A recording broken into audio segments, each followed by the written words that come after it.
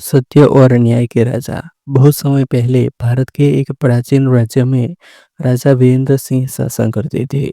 उनका राज्य शांतिपूर्ण और समृद्ध था। लेकिन राजा का सबसे बड़ा गुण उनकी सत्य प्रियता और न्यायप्रियता था। एक दिन दरबार में दो किसान आए। वे दोनों आपस में बहस कर रहे थे।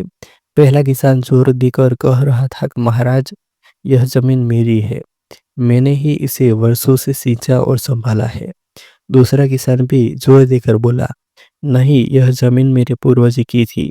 अब मुझे उसका हक चाहिए। सभी दरबारी चुप थे क्योंकि मामला बहुत पेचीदा था।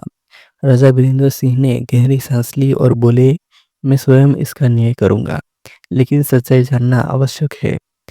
राजा ने दोनों किसानों से कहा, कल सुबह तुम दोनों इसी खेत में आओ। मैं देख मैं खुद देखूंगा कि कौन सच्चा मालिक है। अगले दिन राजा खेत के बीच खड़े थे। उन्होंने देखा कि पहला किसान बड़े प्यार और धीरे से मिट्टी को छू रहा था, पौधों को देख रहा था और कह रहा था, मेरी मेहनत के बिना यह खेत कुछ नहीं है। दूसरा किसान जल्दी में आया और केवल अपने अधिकार का दावा करने लगा, बिना मेहनत और देखभाल किए।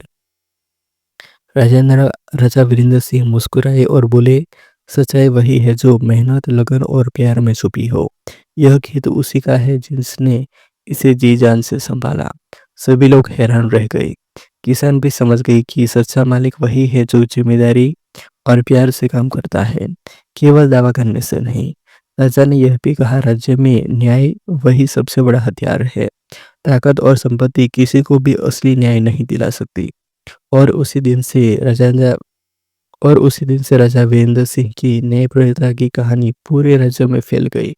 लोग हमेशा उनके पास न्याय और मदद के लिए आते थे और हर कोई जान गया कि सच्चा राजा वही है जो दिल और कर्म से न्याय करता है। अगर आपको यह राजाओं महाराजाओं की कहानी पसंद आई तो कृपया लाइक और कमेंट जरूर करें। और ऐसी और प्रेरणादायक कहानियों के लिए चैनल को सब्सक्राइब करना न भूलें, ताकि आप हर दिन नई कहानी सुन सके।